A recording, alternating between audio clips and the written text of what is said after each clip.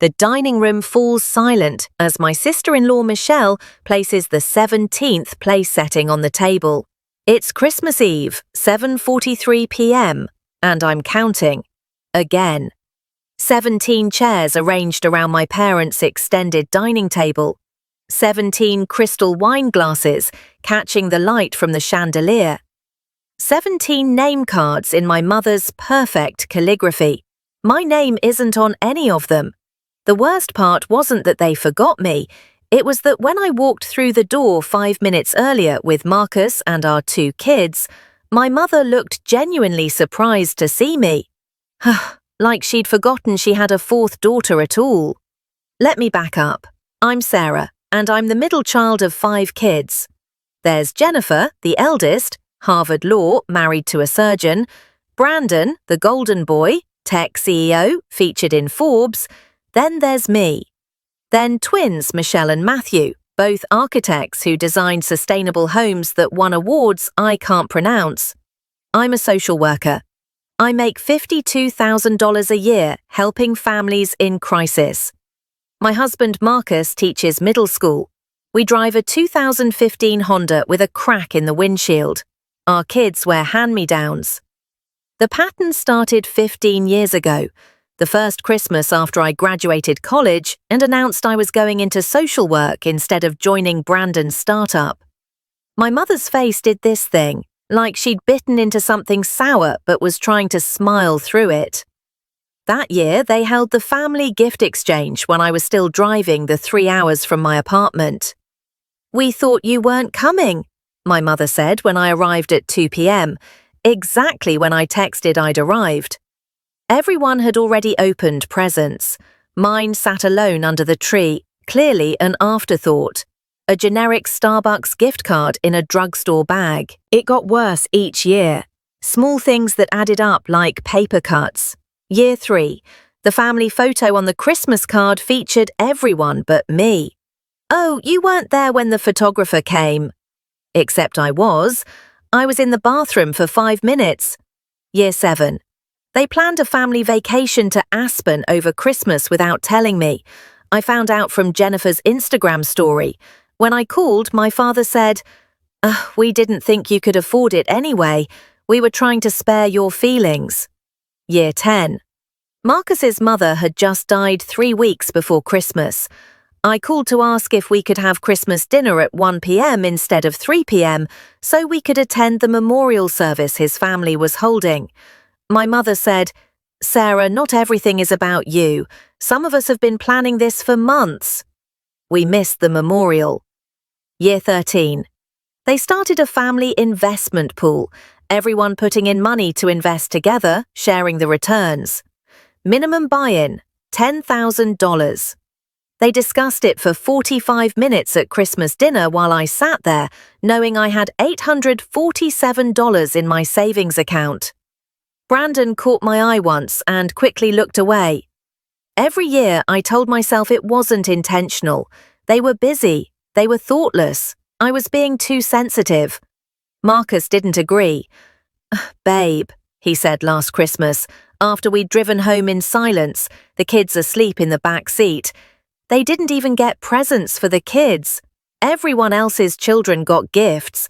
Ours got nothing. I noticed. I'd pretended not to. 3 weeks before Christmas, I got the email. Subject line: Johnson Family Christmas 2024. Important updates. My sister Jennifer had made a family newsletter, complete with a color-coded schedule, dietary preferences, and gift exchange rules. There was a spreadsheet, tabs for different activities, a section labeled lodging assignments, because apparently this year's celebration was a 3-day affair at my parents' lake house. I scrolled down to the lodging tab. Master bedroom, Mum and Dad. Lakeview suite, Jennifer and Thomas. Garden cottage, Brandon and his wife. Loft apartment, Michelle and Matthew. Guest room with twin beds, reserved for any out-of-town friends. We weren't listed at all. I read that email 4 times. Then I called Marcus at work. "They didn't forget," he said quietly.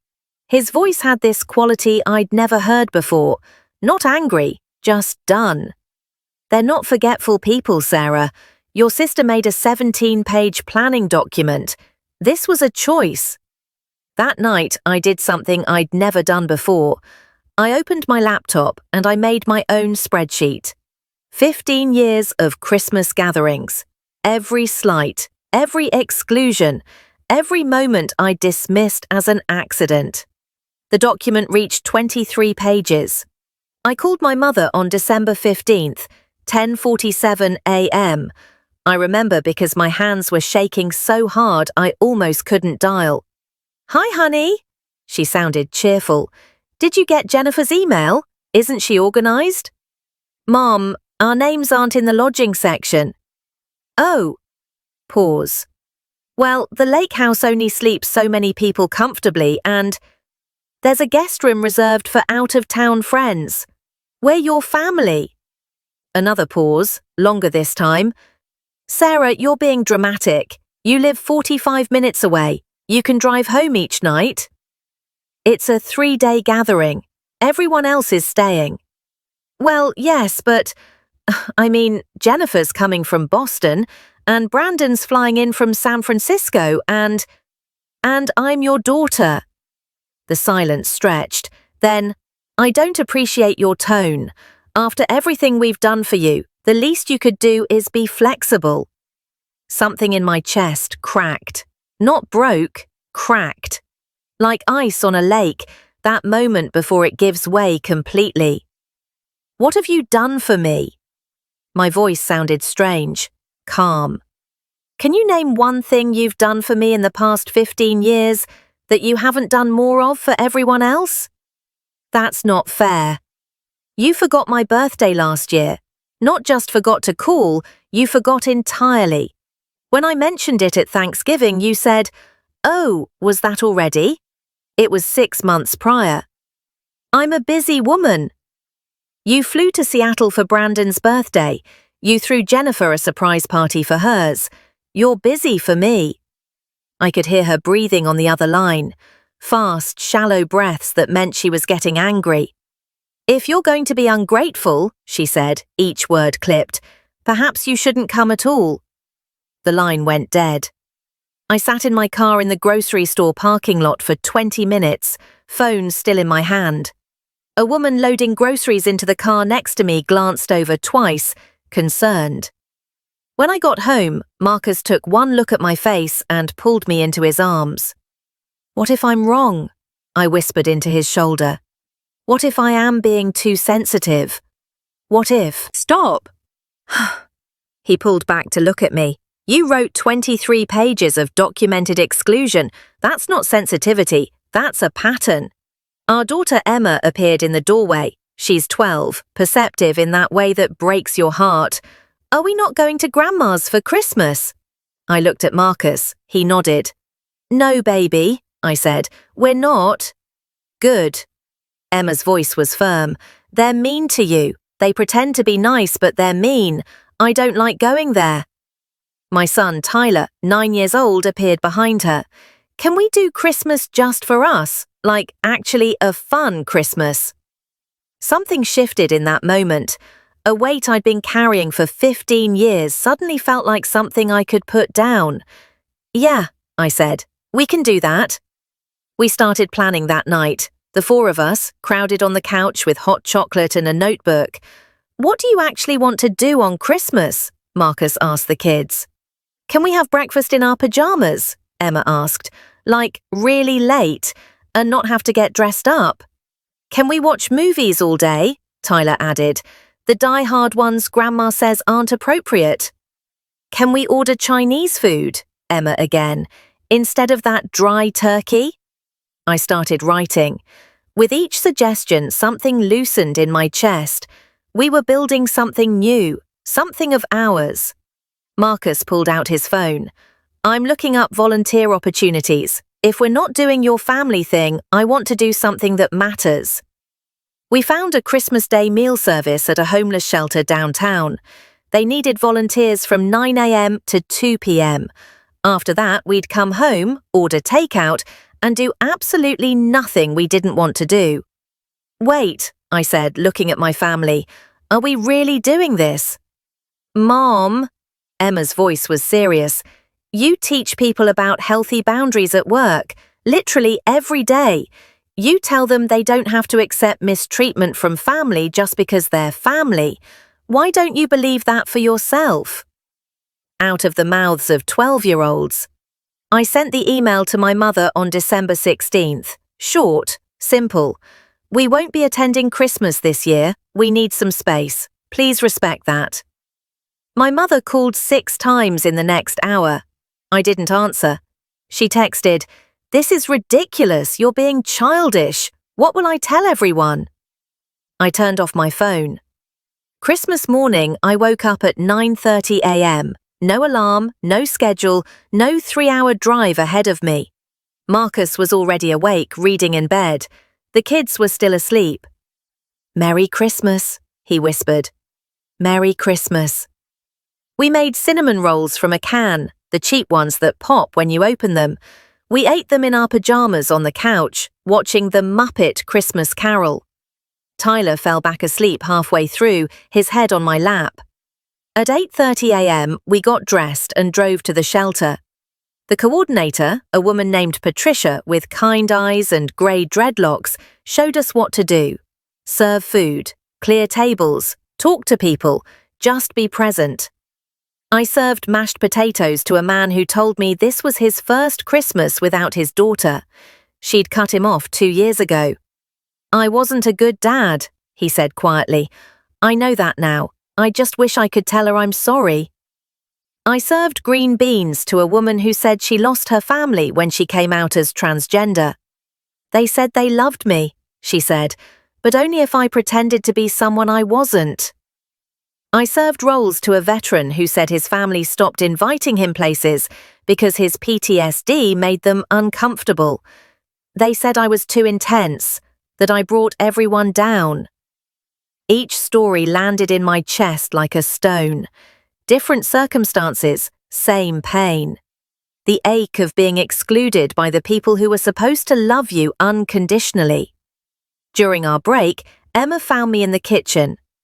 "Mom, that lady at table 7 asked me about our family.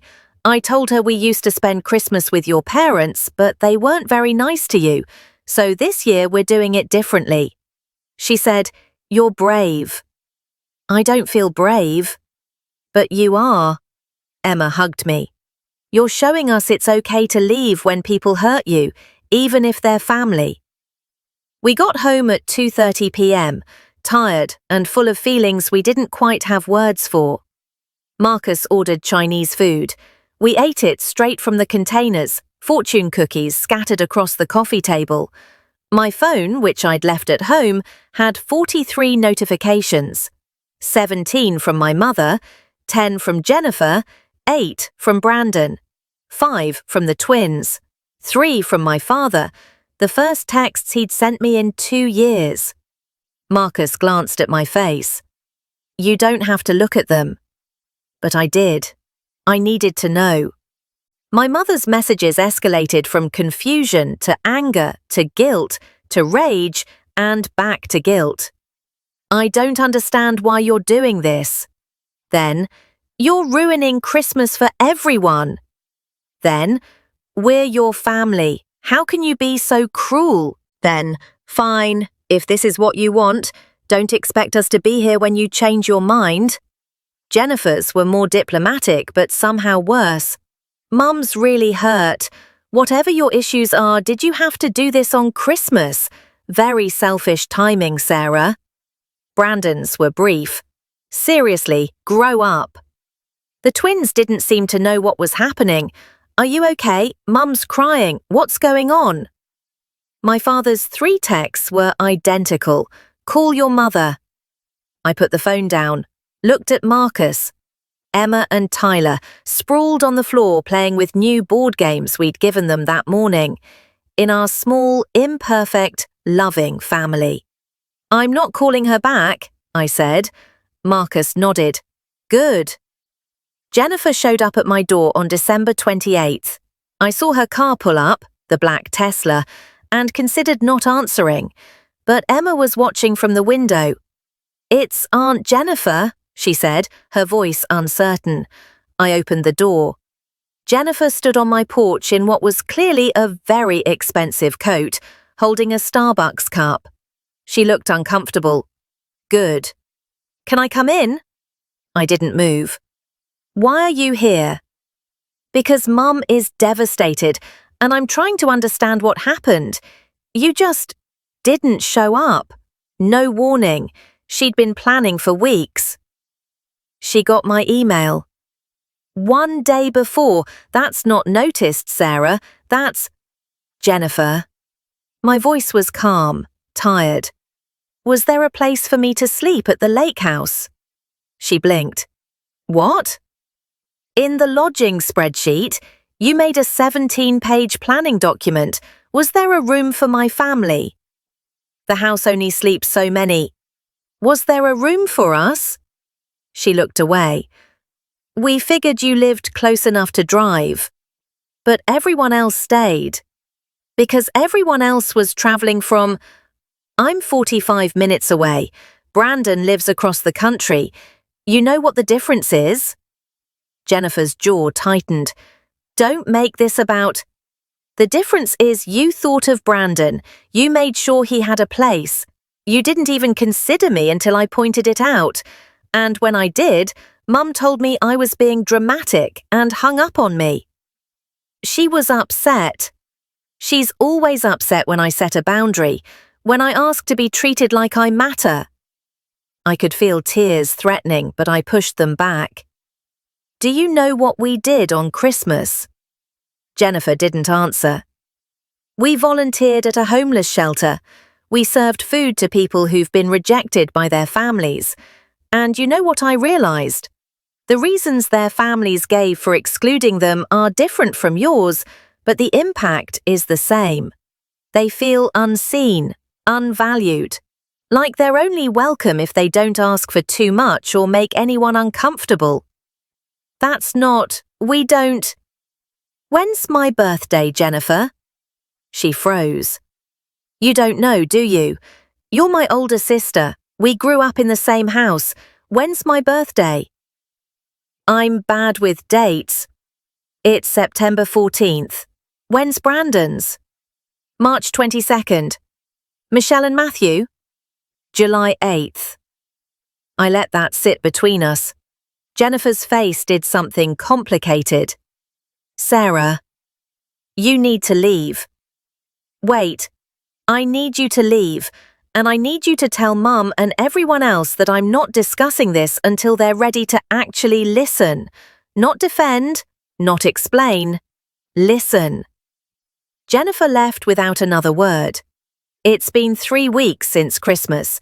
New Year's came and went. I got a single text from my mother. "Happy New Year." I responded, "You too." Nothing else. Part of me thought I'd feel guilty by now, regretful. Instead, I feel lighter than I have in 15 years. Like I've been holding my breath underwater and finally came up for air. Last night, Emma asked me if we were ever going back. "I don't know, baby," I said honestly. "Maybe, if things change. But not if they don't." "What if they never change?" I pulled her close. "Then we keep building our own traditions. And we remember that family isn't just who you're born to. It's who shows up for you. Who sees you. Who makes room." Marcus squeezed my hand. "Here's what I know now. For 15 years I kept showing up, hoping that if I was patient enough, understanding enough, flexible enough, they'd finally see me. But people who don't want to see you won't, no matter how visible you make yourself.